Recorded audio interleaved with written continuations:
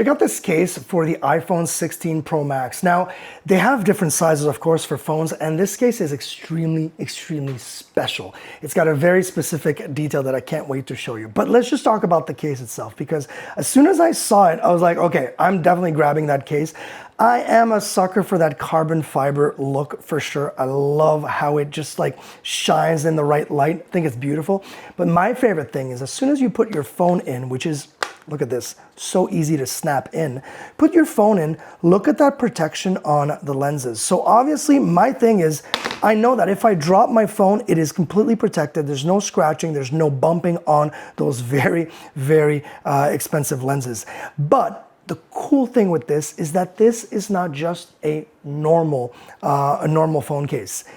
Combined with a different type of product, this lens, you can actually attach the lens and actually, and check this out, I'm gonna do it right now.